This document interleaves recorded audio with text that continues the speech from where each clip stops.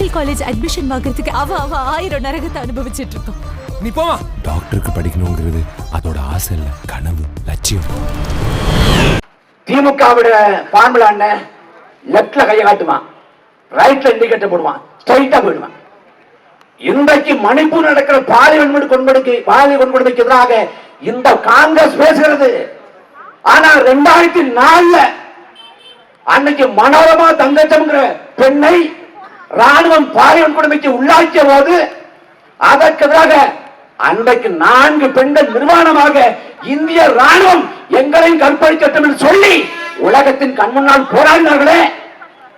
அன்றைக்கு பிரதமராக இருந்தது இதே காங்கிரஸ். மன்மோகன் சிங், சினிமலாங்கிற ஒரு பெண்ணுரிமை போராளி. அந்த மண்ணில் ஆயுதப்படைக்கான சிறப்பு அதிகாரத்தை ரத்து செய்ய சொல்லி தொடர்ச்சியாக 16 ஆண்டுகள் போராட்டம் நடத்தினாங்களே. உண்ணாநிலை போராட்டம், காந்தியன் சொன்ன உண்ணாநிலை போராட்டம் 16 ஆண்டுகள் நடத்திய போது அதில் 10 ஆண்டுகள் மத்திய அமைச்சர்களை அங்க வைத்தது.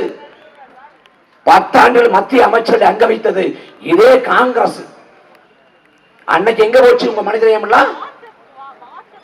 அப்ப எல்லாமே அரசியல் நாடகம், எல்லாமே வெளி வேடம். தமிழ்நாட்டில் பாஜக பூச்சாண்டி காட்டுறாங்க. திமுகவுக்கு போட்டா பாஜக வராம தடுத்துடலாம், இல்லைன்னா பாஜக உள்ள வந்து. பாஜக எங்க வர போகுது?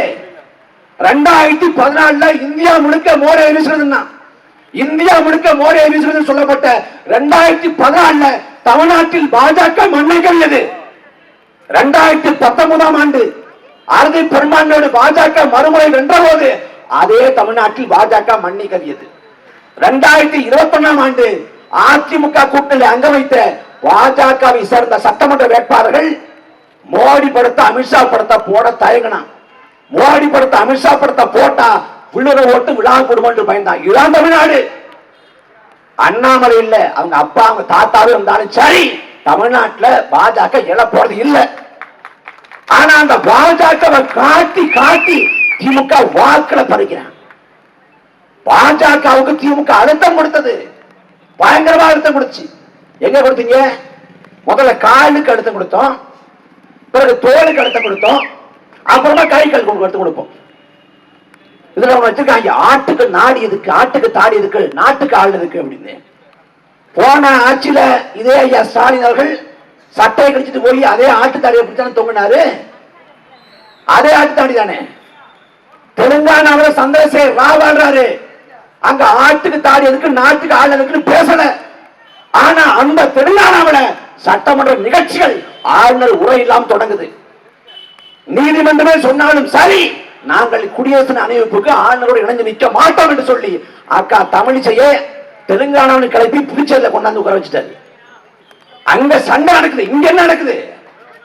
ஆளுநர் எடுத்து சண்டை வரியா? ஆளுநர் பதவி தேவை இல்லை என்பது திமுக நிலைப்பாடா?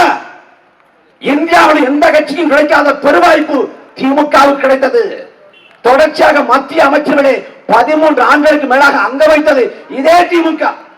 அங்க வைத்த காலத்திலே ஆளுநரோட அதிகாரத்தை குறைக்கணும்னா, ஆளுநர் ஒப்புதல் தர்ற அதுக்கு காலக்கெடு விதிக்கணும்னா, இல்ல 356 மாநில இறையாண்மைக்கு எதிராக இருக்கக்கூடிய சட்டப்பிரிவை நீக்கணும்னோ, மாநில சுயாட்சிக்கான திமுக செஞ்சல் என்ன?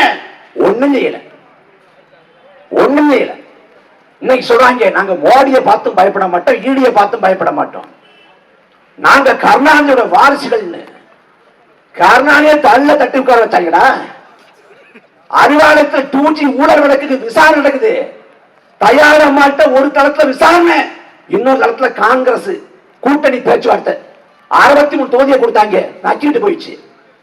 அப்புறம் கூடா நட்பு கேடாய் முடியும்னு கருணாநிதி பேசினார். இது வரலாறு. இவன் பாஜகவை எதிர்க்க மாட்டான், கோட்பாட்டு ரீதியாக பாஜகவோடு சண்டை போட மாட்டான்.